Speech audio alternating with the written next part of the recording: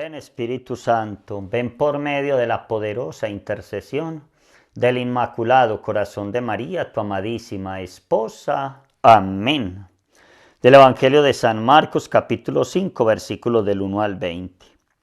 En aquel tiempo Jesús y sus discípulos llegaron a la orilla del lago en la región de los Gerasenos.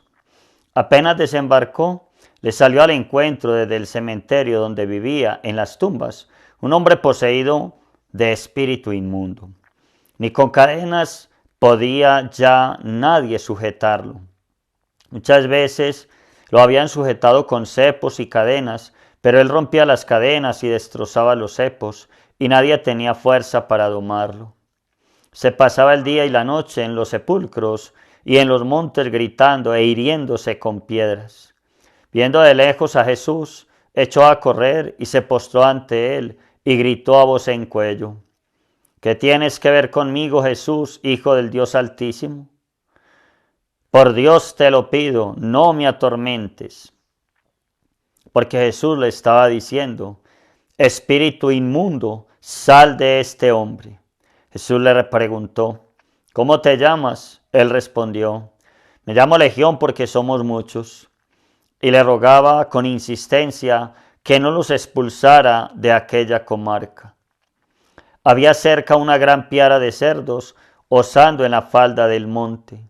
Los espíritus le rogaron: déjanos ir y meternos en los cerdos. Él se lo permitió. Los espíritus inmundos salieron del hombre, se metieron en los cerdos, y la piara, unos 2000, se abalanzó acantilado abajo al lago y se ahogó en el lago. Los porquerizos echaron a correr y dieron la noticia en el pueblo y en el campo, y la gente fue a ver qué había pasado. Se acercaron a Jesús y vieron al endemoniado que había tenido la legión sentado, vestido y en su juicio. Se quedaron espantados.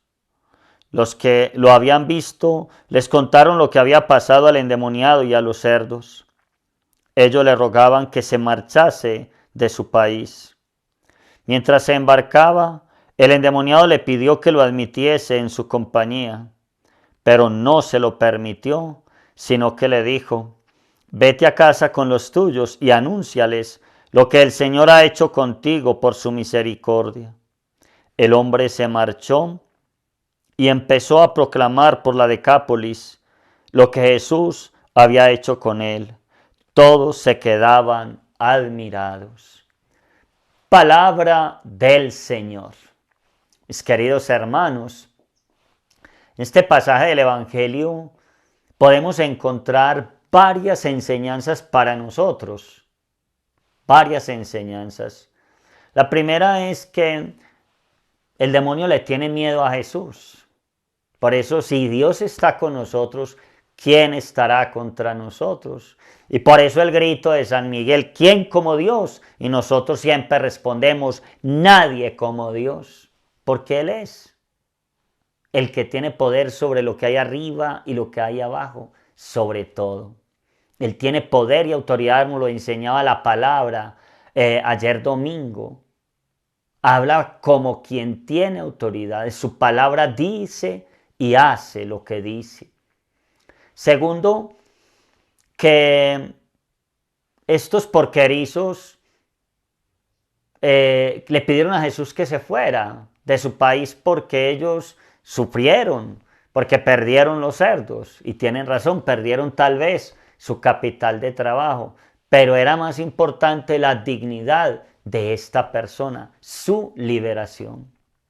Tercero, para mí hay una gran enseñanza, y es que el pecado nos va llevando cada día más al fango, a la destrucción total. El endemoniado estaba poseído por un espíritu inmundo.